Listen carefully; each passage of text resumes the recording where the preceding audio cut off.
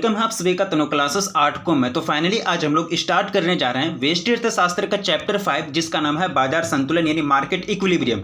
इस चैप्टर के अंतर्गत जितने सारे इंपॉर्टेंस पॉइंट दिए गए हैं, जितने सारे थ्योरी दिए गए हैं, सारे पॉइंट को सारे थ्योरी को हम लोग कवर करेंगे। कोई भी पॉइंट हम लोगों का नहीं छूटेगा, ठीक है। इसलिए आप लोग कॉपी कलम लेकर के बैठेंगे, सभी चीज को नोट करेंगे।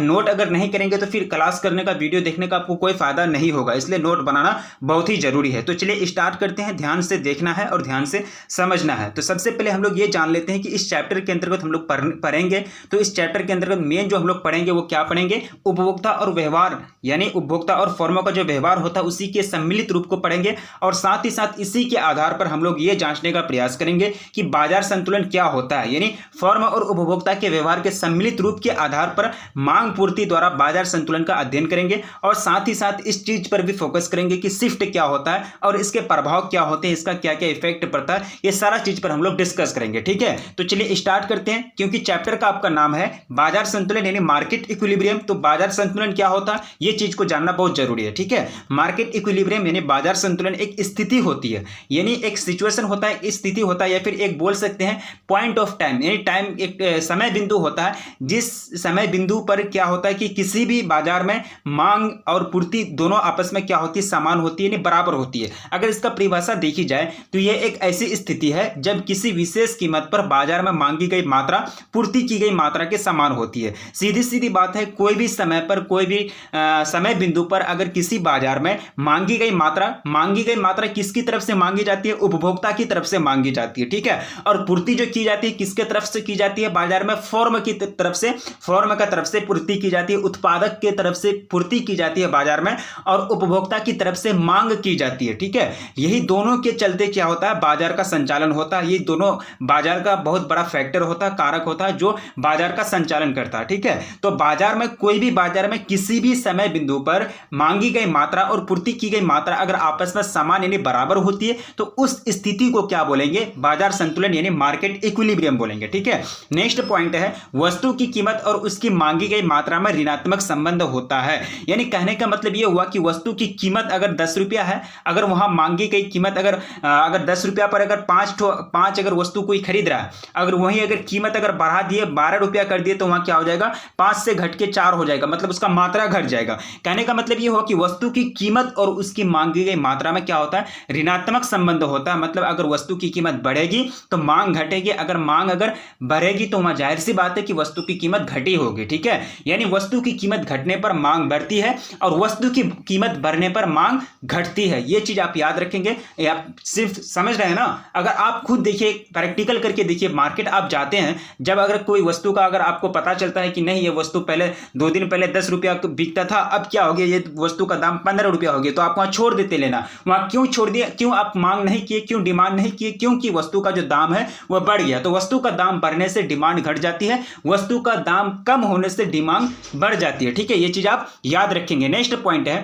कि वस्तु की कीमत तथा पूर्ति की गई मात्रा के मध्य जो होता है वो धनात्मक संबंध होता है। अब नेक्स्ट पॉइंट देखेंगे अधिपूर्ति यानी रिप्लेसमेंट और सप्लाई। यानी कहने का मतलब ये हुआ कि अधिपूर्ति, पूर्ति का मतलब क्या होता है, सप्लाई करना, ठीक है। अधिपूर्ति, अधिक का मतलब होता है अधिक, तो अधिक पूर्ति क्या होगा, वही होता है अधिपूर्ति यानी सप्लाई। तब देखिए जब किसी वस्तु की मात्रा क्या होता है, जब किसी वस्तु की मात्रा मांग से अधिक बाजार में पाई जाती है, या जिस स्थिति में बाजार पूर्ति मांग पूर्ति से अधिक होती है तो उस स्थिति को क्या बोलते हैं, अधिपूर्ति बोलते हैं। यह संतुलित कीमत से कम कीमत पर होती है। अब देखिए नेक्स्ट पॉइंट, आपको यहां यह समझ लेना है कि अधिपूर्ति ये भी एक सिचुएशन है, जिस सिचुएशन में देखिए अगर मार्केट में अगर मान चलिए 10 ग्राहक है, 10 उपभोक्ता हैं जो वस्तु की मांग कर रहे हैं, ठीक है, लेकिन वहां उत्पादक क्या किया, फर्म क्या किया, ज्यादा वस्तु लाके मार्केट में डाल दिया, ठीक है। अब वहां क्या हो गया, ज्यादा सप्लाई हो गया, मतलब ज्यादा सप्लाई हो जाएगा, उसी को तो कहते हैं अधिपूर्ति। मतलब अधिक सप्लाई होना, अधिक पूर्ति होना, अधिक क्या कहलाएगा, अधिपूर्ति कहलाएगा। मार्केट की डिमांड के हिसाब से यानी बाजार का डिमांड के हिसाब से जब फर्म यानी उत्पादक ज्यादा वस्तु बाजार को दे देता है, ज्यादा वस्तु बाजार में लाके रख देता है, या फिर ज्यादा वस्तु बाजार में ला करके मतलब जो क्रेता होता विक्रेता होता उसको दुकानदार को दे देता है, तो वहां क्या हो जाएगा, उसको क्या बोलेंगे, अधिपूर्ति बोलेंगे, ठीक है। यहां अधिपूर्ति किस स्थिति पर होती है, यह संतुलित कीमत से कम कीमत पर होती है, संतुलित कीमत से कम कीमत पर होती है, ठीक है। समझ गए, अधिपूर्ति यानी अधिक पूर्ति, अधिक सप्लाई यानी मार्केट में वस्तु का अधिक सप्लाई करना किस सप्लाई करने का कार्य तो आपको पता है, सप्लाई कौन करता है, मैं ये जो उत्पादक है, जो फॉर्म है वो सप्लाई करेगा। हम लोग तो ग्राहक हुए, हम लोग तो उपभोक्ता यानी कस्टमर हुए, तो हम लोगों को क्या करना पड़ेगा, मांग करना पड़ेगा। ठीक है, अब नेक्स्ट पॉइंट है अधिमांग। अधि का मतलब देखिए, अधि का मतलब होता है अधिक, यहां भी आपका क्या लगा हुआ है, अधिक, अधि लगा हुआ, यहां भी आपका अधि लगा हुआ, तो अधि का मतलब समझ जाइए अधिक यानी मोर एक्सेस। ठीक है, जिसको एक्सेस बोलते हैं। तो अधिमांग, जब बाजार मांग बाजार पूर्ति से अधिक होती है तो उसको क्या बोलेंगे, अधिमांग बोलेंगे। क्या बोलेंगे उसको, अधिमांग यानी अधिक मांग बोली जाती है। अब देखिए यहां क्या होता है कि ऐसा ऐसा सिचुएशन, ऐसा ऐसा हालात आ जाता है बाजार में कि बाजार में उपभोक्ता ज्यादा हो जाते हैं और ज्यादा से वस्तुओं का मांग करने लगते हैं, और वहां जो ये होता है फॉर्म होता है, उत्पादक जो होता है वो वस्तु का पूर्ति नहीं कर पाते हैं। तो उस स्थिति में क्या होता है कि बाजार में वस्तु का डिमांड बढ़ जाता है, सभी उपभोक्ता वस्तु की मांग करने लगते हैं, लेकिन उनको सप्लाई नहीं हो पाता है, यानी जो उत्पादक होता है, जो फॉर्म होता है, वो ज्यादा से ज्यादा वस्तु का निर्माण नहीं कर पाता है, और वहां क्या होता है कि अधिक मांग आकर के बाजार में मतलब एक तरह से बाजार का रैंक हाई कर देता है। ठीक है, तो उसको कहते हैं अधिक मांग। क्या बोलते हैं, अधिक मांग की स्थिति में क्या होता है कि वस्तु का दाम बढ़ जाता है। वस्तु का दाम क्यों बढ़ेगा, जब एक वस्तु है मार्केट में, जब एक वस्तु है मार्केट में, उसको खरीदने के लिए 3 आदमी है। ठीक है, 3 उपभोक्ता है, मतलब उसका मांग बढ़ गया, ये एक वस्तु जो है इसका मांग बढ़ गया, और ये एक वस्तु जो बनाने वाला है फॉर्म यानी उत्पादक, अब इसका ये वस्तु को बनाता ही नहीं है, बनाता भी है तो 1 2 ठो 3 ठो 4 ठो 5, यानी मतलब कम मात्रा में इसका उत्पादन करती है। ठीक है, तो इस स्थिति में क्या हो जाएगा, ये एक वस्तु का दाम बढ़ जाएगा, क्योंकि जरूरत है ना, तो यहां उपभोक्ता की मात्रा बढ़ रही है, मतलब सॉरी उपभोक्ता की संख्या बढ़ रही है, यानी मांग की मात्रा बढ़ रही है और पूर्ति की जो मात्रा है वो घट रही है। तब उस स्थिति में क्या हो जाएगा, अधिक मांग हो जाएगा। सीधा सीधा मतलब यह होता है कि बाजार में उपभोक्ता द्वारा पूर्ति की अपेक्षा, किसकी पूर्ति द्वारा, यानी एक तरह से बाजार में उपभोक्ता द्वारा पूर्ति की अपेक्षा अधिक मांग करना ही क्या कहलाता है, अधिमांग कहलाता है। ठीक है, अब नेक्स्ट पॉइंट है संतुलन कीमत। संतुलन कीमत क्या होता है, या फिर संतुलित कीमत भी बोल सकते हैं इसको, यानी बैलेंस्ड प्राइस भी बोल सकते हैं, यानी एक ऐसा प्राइस जिस कीमत पर या फिर जिस प्राइस पर बाजार मांग बाजार पूर्ति के बराबर होता है अथवा समान होती है, तो ऐसी स्थिति को क्या बोलेंगे, संतुलन कीमत बोलेंगे, या फिर संतुलित कीमत बोलेंगे, बैलेंस्ड प्राइस बोलेंगे। सीधी सीधी बात है कि ऐसा कीमत जिसमें पूर्ति भी और मांग भी बराबर हो। ठीक है, यानी कहने का मतलब यह हुआ कि अगर 10 रुपए किसी वस्तु का दाम है तो वो वस्तु को खरीद लेता है। ठीक है, वो वस्तु को उपभोक्ता मार्केट में खरीद लेता है, वो कोई भी वस्तु मार्केट में नहीं बचता। अगर मार्केट में अगर 100 वस्तु को सप्लाई करता है फॉर्म में, और 100 वस्तु का प्रत्येक वस्तु का दाम 10 रुपया है, तो वो 100 वस्तु बिक जाता है 10 रुपया में। ठीक है, और ना ही इससे ज्यादा डिमांड होता है उपभोक्ता का, 100 वस्तु से ज्यादा डिमांड भी नहीं करता, मतलब 100 वस्तु से ज्यादा बिकता भी नहीं है मार्केट में, और ये 100 वस्तु से ज्यादा सप्लाई भी नहीं करता उत्पादक। ठीक है, मतलब ये 10 रुपया एक क्या कहलाएगा, आप एक तरह से संतुलित कीमत कहलाएगा, यानी वैसा कीमत जिसमें बाजार मांग और बाजार पूर्ति दोनों आपस में बराबर हो जाती है, दोनों का ग्राफ मेल खा जाता है, दोनों का ग्राफ एक जैसा होने लगता है, तो उसको क्या बोलेंगे, संतुलन कीमत यानी संतुलित कीमत बोलेंगे, यानी बैलेंस्ड प्राइस बोलेंगे। ठीक है, अब नेक्स्ट पॉइंट है कि ऐसे हालात में, किसमें, ऐसे हालात में यानी संतुलित कीमत के हालात में फर्म तथा उपभोक्ता दोनों ही बाजार में अपने आप को स्थापित रखने में रुचि रखते हैं। सही बात है, रुचि तो होगा, इंटरेस्ट होगा। क्यों रुचि होगा संतुलित कीमत पर, क्योंकि फर्म भी उधर जो है 100 वस्तु का लगभग मानते हैं। देखिए 100 या फिर 10, हम कभी कभी 100 वस्तु का एग्जाम्पल लेते हैं या फिर 10 रुपये का एग्जाम्पल लेते हैं, यहाँ एग्जाम्पल लेते हैं, मानते हैं। ठीक है, आपको समझाने के लिए मान चलिए कोई फर्म 100 वस्तु का उत्पादन करती है और वो 100 वस्तु उसका बिक जाता है 10 रुपये का कीमत में। ठीक है, और वो 100 वस्तु 10 रुपये का कीमत में बिक जाता है, और ये कस्टमर जो है बेचारा, कस्टमर भी वो वस्तु को खरीद लेता है, मतलब ये 100 वस्तु में 100 वस्तु बिक जाता है, ये 10 रुपये का कीमत में खरीदने पर कस्टमर को भी कोई नुकसान नहीं होता, कस्टमर को भी ज्यादा एक तरह से महंगा नहीं लगता है, और जो उत्पादक होता है, जो फर्म होता है, उसको भी ज्यादा मतलब घाटा नहीं लगता है। मतलब 10 रुपया कीमत में बेचने पर और 10 रुपया कीमत में खरीदने पर कस्टमर को भी ज्यादा मतलब महंगा नहीं महसूस होता है। तो उस स्थिति में क्या हो जाएगा, संतुलित कीमत कहेंगे उसको। क्या कहेंगे, ये 10 रुपया को क्या बोलेंगे, संतुलित कीमत बोलेंगे। ठीक है, तो संतुलित कीमत में कोई भी बैलेंस्ड लाइफ में जीना तो चाहेगा। हम लोग का लाइफ अगर बैलेंस से चले, हम लोग का लाइफ में अगर उतार चढ़ाव ना आए, ज्यादा अगर मतलब परेशानी ना आए, ज़्यादा खुशी ना आए, मतलब बैलेंस में चले, तो हम लोग रुचि लेंगे ना, इंटरेस्ट लेंगे कि नहीं लाइफ चल रहा है, बैलेंस में चल रहा है, कोई दिक्कत नहीं, कोई परेशानी नहीं है। ठीक है, तो कोई सभी के साथ ऐसा ही होता है। तो फर्म तथा उत्पादक दोनों ही क्या होता है, ऐसे हालात में यानी संतुलन कीमत की हालात में अपने आप को स्थापित रखने में क्या रखते हैं, रुचि रखते हैं, यानी इंटरेस्ट रखते हैं। ठीक है, अगर अन्य शब्दों में बोला जाए तो अधिमांग तथा अधिपूर्ति की परिभाषा हम इस प्रकार दे सकते हैं। अधिमांग यानी यदि किसी बाजार पर यानी किसी पर मिस्टेक, यदि किसी कीमत पर, या कीमत होगा, ठीक है, या कीमत या चूक गया है या शायद टाइपिंग मिस्टेक हुआ है,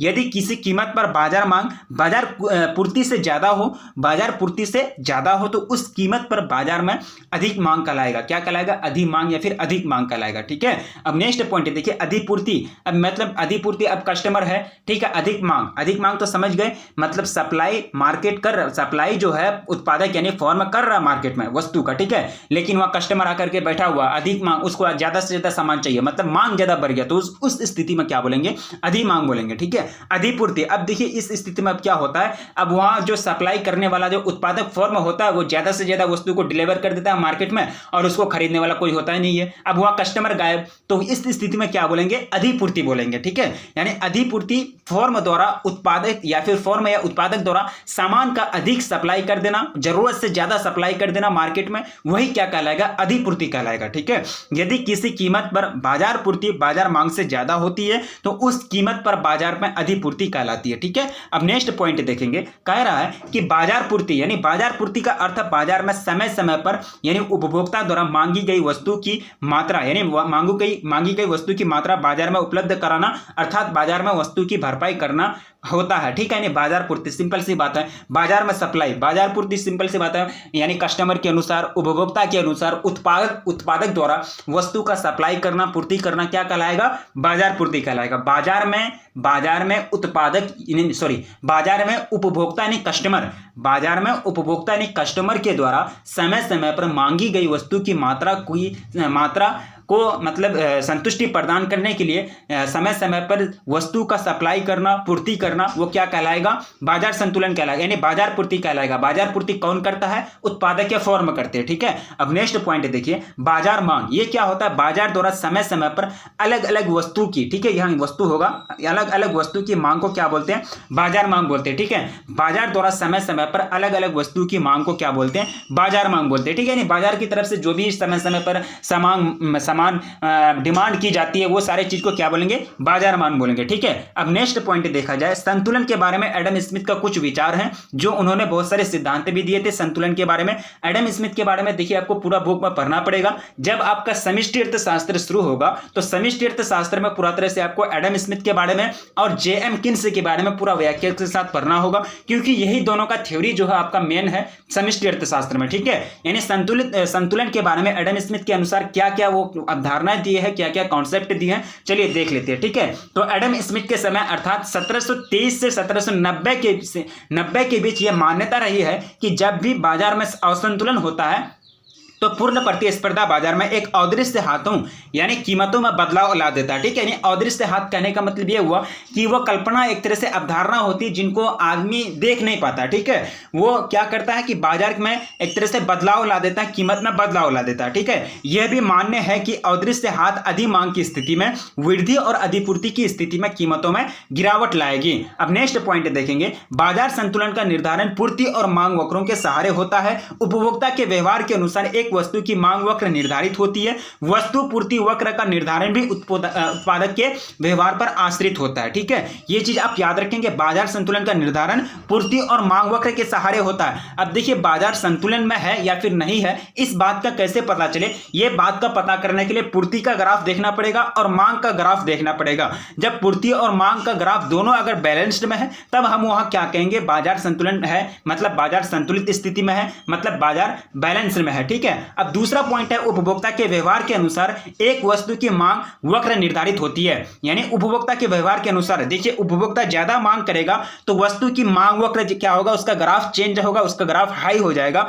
अगर उपभोक्ता कम मांग करेगा तो वस्तु का जो मांग वक्र है वो क्या हो जाएगा? उसका स्लोप नीचे आ जाएगा। इसलिए उपभोक्ता के व्यवहार के अनुसार, उसका बिहेवियर के अनुसार कब उपभोक्ता ज्यादा वस्तु का मांग करता है, कब उपभोक्ता कम वस्तु का मांग करता है, उसी के अनुसार मांग का वक्र जो होता है वो निर्धारित होता है, या फिर मांग का जो ग्राफ होता है वो निर्धारित होता है। ठीक है, तीसरा पॉइंट है, वस्तु पूर्ति वक्र का निर्धारण भी उत्पादक के व्यवहार पर आश्रित करता है। यानी वस्तु पूर्ति वक्र जो होता है, वस्तु का जो पूर्ति करता है यानी सप्लाई कर्व जो होता है, इसका भी निर्धारण कहां से होता है? उत्पादक के व्यवहार पर निर्भर करता है। मतलब उत्पादक और फर्म यही दोनों मेन फैक्टर है जो पूरा बाजार में हलचल मचा के रखा है। ठीक है, मतलब पूरा बाजार जो निर्भर करता है यही दोनों चीज पर निर्भर करता है, फर्म और उत्पादक। ठीक है, फर्म या उत्पादक ठीक है, और किसके बीच, उपभोक्ता के बीच, ये दोनों के बीच इंटरेक्शन होता रहता है। हाँ, बीच में बिजनेसमैन आते हैं, वो लोग तो अपने काम करते हैं, ठीक है, वो लोग दोनों के बीच कनेक्टिंग का काम करते हैं, या फिर बिचौलिए भी आते हैं बहुत सारे। अब नेक्स्ट पॉइंट देखेंगे, बाजार मुख्यतः 4 रूप के होते हैं। बाजार जो होते हैं कितने रूप के,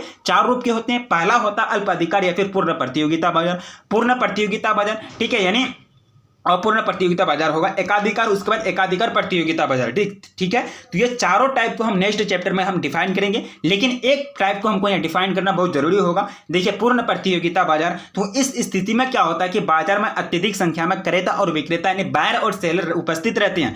यानी पूर्ण प्रतियोगिता में हर एक तरह का कंपटीशन होता है। पूर्ण प्रतियोगिता एक ऐसी स्थिति है जिसमें क्रेता और विक्रेता की संख्या ज्यादा होती है, बायर और सेलर उपस्थित रहते हैं तथा सभी बाजार के संपूर्ण ज्ञान प्राप्त होता है। यानी सभी को क्या होता है, बाजार का संपूर्ण ज्ञान प्राप्त होता है। कहने का मतलब ये कि बाजार में कौन सी वस्तु कितनी कीमत पर बिक रही है, कौन सी वस्तु कितनी कीमत पर खरीदी जा रही है, बेची जा रही है, तो ये सारे चीज का ज्ञान होता है, ये सारे चीज का नॉलेज होता है क्रेता और विक्रेता को। कौन सा बाजार में, पूर्ण प्रतियोगिता बाजार में, ठीक है। साथ ही साथ फर्मों का बाजार में स्वतंत्र रूप से बहिर्गमन तथा प्रवेश होता है। यानी स्वतंत्र रूप से, यानी कोई भी फर्म बाजार में एंट्री कर सकता है, कोई भी फर्म बाजार से बहिर्गमन यानी वो बाहर जा सकता है, फिर आ भी सकता है, ठीक है। ये होता है पूर्ण प्रतियोगिता बाजार में। यानी पूर्ण प्रतियोगिता बाजार में फुल्ली कंपटीशन चलता है, पूरा एकदम कंपटीशन चलता है, पूरा प्रतियोगिता चलता है, क्योंकि इसमें सभी चीज सबको मालूम होता है, सभी चीज को आने जाने का अधिकार होता है। कोई भी फर्म आ सकता है, जा सकता है, कोई भी उत्पादक आ सकता है, जा सकता है। ये होता है पूर्ण प्रतियोगिता बाजार, ठीक है। अब नेक्स्ट पॉइंट देखिए, श्रम का सीमांत संप्राप्ति उत्पाद। ये क्या होता है, श्रम का सीमांत संप्राप्ति उत्पाद। श्रम की प्रत्येक अतिरिक्त इकाई के लिए उसे जो अतिरिक्त लाभ यानी प्रॉफिट हासिल होता है वही क्या कहलाएगा, सीमांत संप्राप्ति और सीमांत उत्पादकता गुणनफल कहलाएगा, ठीक है। यानी श्रम का सीमांत संप्राप्ति आप कैसे निकालेंगे, सीमांत संप्राप्ति और सीमांत उत्पाद का क्या कर देंगे, गुणनफल कर देंगे, तभी क्या निकलेगा, श्रम का सीमांत संप्राप्ति उत्पाद निकलेगा, ठीक है। अर्थात जिसे श्रम का सीमांत संप्राप्ति उत्पाद कहते हैं। यानी मजदूरी जो होता है, यानी मजदूर एक्स्ट्रा ड्यूटी जो करके लाभ अर्जित करता है, उसी को क्या बोलेंगे, श्रम का सीमांत संप्राप्ति उत्पाद की संज्ञा दी गई है, उसी को क्या बोलते हैं, श्रम का सीमांत उत्पाद बोलते हैं, ठीक है। अब नेक्स्ट पॉइंट है, श्रम का सीमांत संप्राप्ति उत्पाद बराबर सीमांत संप्राप्ति गुना कर देंगे श्रम का सीमांत उत्पाद, ठीक है। यानी ये हो जाएगा आपका श्रम का सीमांत संप्राप्ति उत्पाद हो जाएगा। यानी रेवेन्यू जो होता है, मार्जिनल रेवेन्यू, उसको निकालने का ये फॉर्मूला है, ये आप याद रखेंगे, ठीक है। नेक्स्ट पॉइंट देखा जाए कि अत्यधिक मजदूरी दर पर कम श्रम की मांग होती है, जिस कारण मांग वक्र नीचे की ओर प्रवणता वाली होती है। किसी दी हुई मजदूरी पर या फिर मजदूरी को कितना काम करना चाहिए, इसका निर्धारण जो होता है घर परिवार करते हैं, ठीक है। यानी घरेलू क्षेत्र जो होता है इसमें ज्यादा फैक्टर, मतलब एक तरह से फैक्टर के रूप में अपना प्रभाव डालते हैं, ठीक है। इनके पूर्ति का निर्णय अनिवार्य रूप से आय और अवकाश के बीच एक चयन होता है। कोई भी व्यक्ति मजदूर यानी आय को, कोई भी व्यक्ति यानी खास करके मजदूर आय को महत्व देते हैं, इनकम को महत्व देते हैं, पर अवकाश में रहना पसंद करते हैं, ठीक है। कोई भी मजदूर है वह आय को महत्व देते हैं, यानी पैसा को महत्व देते हैं, लेकिन वह छुट्टी में भी रहना पसंद करते हैं, ठीक है। कोई भी मजदूर की ये मतलब ख्वाहिश होती है कि हम कम काम करें और हमको आय भी ज्यादा मिले और हमको थोड़ा बहुत छुट्टी भी मिले, ठीक है। तो ये चीज होता है, ठीक है। अब नेक्स्ट पॉइंट देखा जाए, मजदूरी दर में वृद्धि के प्रमुख 2 प्रभाव। यानी मजदूरी दर में अगर वृद्धि होती है, बढ़ोतरी अगर होती है, तो इसके प्रमुख 2 प्रभाव हैं। पहला जो प्रभाव है, मजदूरी दर में बढ़ोतरी के कारण अवकाश के अवसर लागत में वृद्धि होगी, अर्थात मजदूर कम छुट्टी करेगा तथा वे अधिक परिश्रम यानी मेहनत करेंगे, ठीक है। यानी अगर मजदूरी दर में अगर कोई वृद्धि किया जाए, अगर उधर से मालिक आया, ठीक है, मजदूरी दर में क्या कर दिया, वृद्धि कर दिया, तो कोई भी मजदूर होगा तो खुशी खुशी काम करेगा ना, यानी पूरा तरह से मेहनत करके काम करेगा, पूरा परिश्रम करेगा और छुट्टी भी कम करना चाहेगा। यानी मजदूरी दर बढ़ने से क्या होता है कि उनको में एक तरह से जोश आ जाती है, उनको खुशी मिलता है और वो ज्यादा से ज्यादा मेहनत करते हैं और छुट्टी भी कम लेना चाहते हैं, क्योंकि उनको चलता पता चल जाता है कि उनको क्या होता है, आय बढ़ गई, उनकी इनकम जो हुआ बढ़ गई, मजदूरी जो दर है, रेट है, वो क्या हो गई, बढ़ गई, ठीक है। अब दूसरा जो प्रभाव होता है वो क्या होता है कि इसमें मजदूरी दर में W2 तक वृद्धि होती है। देखिए, मतलब मजदूरी दर में W1 से W2, मतलब एक ग्राफ के जरिए आपको पढ़ाया गया, यहाँ ग्राफ का जरिए एक तरह से बताया गया है, W2 तक वृद्धि होती है, मतलब एक कोई निश्चित पॉइंट है ये। तो इसमें मजदूरी दर में W2 तक वृद्धि होते हैं तथा व्यक्ति क्रय शक्ति में वृद्धि करते हैं और वह अवकाश जनित क्रियाओं पर अधिक खर्च करते हैं। यानी क्रय शक्ति का मतलब क्या होता है, यानी पावर ऑफ, यानी बाय पावर जो होता है, बाय पावर जो होता है, यानी किसी भी चीज को खरीदने की जो शक्ति होती है होती है उसी को बोलते हैं क्रय शक्ति, ठीक है। तो क्रय शक्ति में वृद्धि करते, क्रय शक्ति में वृद्धि कब होगा, जब उसका ज्यादा पैसा होगा। ज्यादा पैसा तो यहाँ हो गया, क्योंकि कैसे ज्यादा पैसा हुआ, यहाँ तो मजदूरी दर बढ़ गया ना, मजदूरी दर में क्या होगा, रेट बढ़ गया, तो उसके पास ज्यादा पैसा होगा। तो उस स्थिति में क्या करेगा, अवकाश जनित क्रियाओं पर वो अधिक खर्च करेगा, यानी जब वो छुट्टी पर जाएंगे तो वो ज्यादा से ज्यादा खर्च करना चाहेंगे, ठीक है। परंतु ऊंची मजदूरी दर पर द्वितीय प्रभाव प्रथम प्रभाव से प्रबल रहता है, ठीक है। यानी जो प्रथम प्रभाव है वो थोड़ा सा कम होता है, ठीक है। अगर रेट बढ़ा, मजदूरी रेट अगर बढ़ गया, मजदूरी दर में अगर वृद्धि हुई, तो कोई भी मजदूर सोचेगा हाँ ठीक, कम छुट्टी करना है और थोड़ा सा मेहनत करना है, ठीक है। मतलब ये प्रभाव थोड़ा सा कम पड़ेगा उस पर, ठीक है। लेकिन दूसरा प्रभाव बहुत जबरदस्त पड़ता है। दूसरा प्रभाव में मजदूर क्या सोच लेता है कि चलो वृद्धि तो हुआ है रेट में, यानी मेरा मजदूरी में तो वृद्धि हुआ है, पैसा भी ज्यादा है, क्रय शक्ति भी बढ़ गया, तो वो क्या करेगा, एकदम घूमेगा, यानी अवकाश में जाएगा, छुट्टी में जाएगा और अवकाश जनित क्रियाओं पर ज्यादा खर्च करेगा, यानी अधिक खर्च करना चाहेगा। तो यह प्रभाव ज्यादा पड़ जाता है, ठीक है। जबकि यह प्रभाव पड़नी चाहिए ज्यादा, क्योंकि यह प्रभाव पड़ेगा जितना ज्यादा तो उसके पास उतना पैसा ज्यादा होगा, उतना इनकम ज्यादा होगा, ठीक है। लेकिन यहाँ होता क्या है, दूसरा प्रभाव ज्यादा पड़ जाता है, ठीक है। ये मजदूरी की खासियत होती है। कोई भी मजदूरी अगर चाहेगा, अगर कमाना चाहेगा, अच्छा तरह से अगर पैसा बचाना चाहेगा, तो उन पर पहला प्रभाव पड़ना चाहिए। दूसरा प्रभाव अगर उस पर पड़ रहा तो वो फिर ज्यादा बचत नहीं कर पाएंगे, ठीक है। अब नेक्स्ट पॉइंट देखिए, मांग वक्र अपरिवर्तित रहने पर जब पूर्ति वक्र दाईं ओर शिफ्ट हो जाती है, यानी बाएं से दाईं की तरफ शिफ्ट होती है तो फॉर्मों की स्थिर संख्या होने पर संतुलन मात्रा में वृद्धि यानी गिरावट से वृद्धि होती है, ठीक है। तो संतुलन कीमतों में वृद्धि से गिरावट आ जाएगी, ठीक है। ये ग्राफ का मामला है, ये ग्राफ के जरिए आपको समझाना था, लेकिन क्या करें, थोड़ा सिस्टम का कमी है जिसके कारण आपको समझाने में असमर्थ हूं, ठीक है। लेकिन आपको ग्राफ पूरा बुक में दिया गया है, आप बुक में ग्राफ को देखेंगे, पूरा तरह से समझने का प्रयास करेंगे, ठीक है। नेक्स्ट पॉइंट है मांग और पूर्ति का सम्मिलित यानी एक शिफ्ट, यानी मांग और पूर्ति का सम्मिलित रूप यानी एक शिफ्ट। जब मांग वक्रों और पूर्ति वक्रों में एक शिफ्ट होता है, एक साथ शिफ्ट होता है, तो 4 शिफ्ट संभावित क्रम से संभावित प्रकार के हो सकते हैं। यानी मांग वक्र और पूर्ति वक्र दोनों एक साथ अगर शिफ्ट हो जाएगा, शिफ्ट का मतलब होता है परस्थापित करना या फिर एक जगह से दूसरी जगह जाके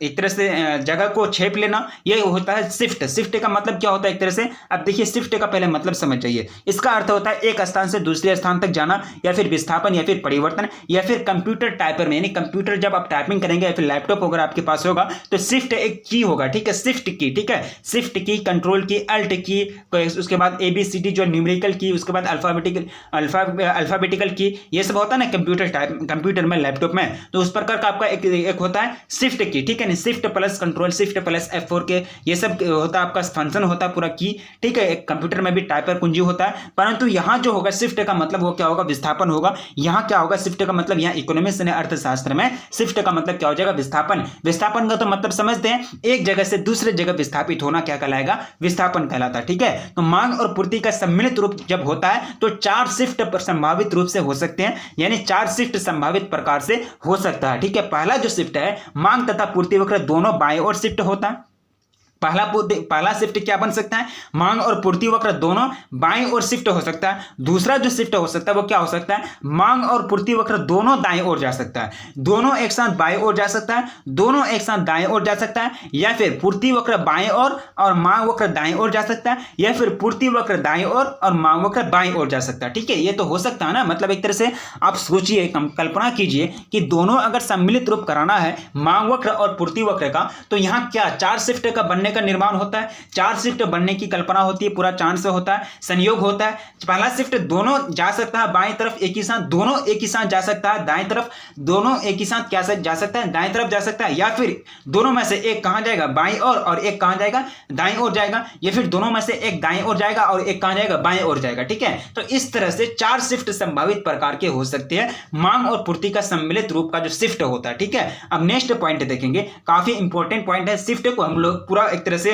जो आपका टेबल है, टेबल के माध्यम से समझने का प्रयास करेंगे, ठीक है। इस तरह से आप समझ गए शिफ्ट क्या होता है, इस तरह से हम लोगों को शिफ्ट के बारे में पढ़ना है, पूरा तरह से पूरा चार्ट में आपको पढ़ाया जाएगा शिफ्ट क्या होता है, उसका मतलब जब दाएं ओर होगा या फिर बाएं ओर होगा, देखिए आपको पूरा ग्राफ होगा, पूरा टेबल के साथ आपको शिफ्ट का, चारों शिफ्ट के बारे में हम लोग नेक्स्ट वीडियो में पढ़ेंगे। ये आपका पार्ट 1 है, ठीक है। चैप्टर 5 का नाम क्या है, बाजार संतुलन, व्यष्टि अर्थशास्त्र, आप पूरा तरह से याद रखेंगे। इसी तरह से आपका चैप्टर पूरा कंप्लीट कर लिया जाएगा, और एक चैप्टर बचा है व्यष्टि अर्थशास्त्र का। एक चैप्टर जैसे हम लोगों का कंप्लीट होगा उसके बाद हम लोग इन करेंगे आपका समष्टि अर्थशास्त्र में। समष्टि अर्थशास्त्र में पूरा मजे के साथ हम लोग पढ़ेंगे। समष्टि अर्थशास्त्र का जो कंटेंट है काफी इंपॉर्टेंट है और काफी इंटरेस्टिंग कंटेंट है।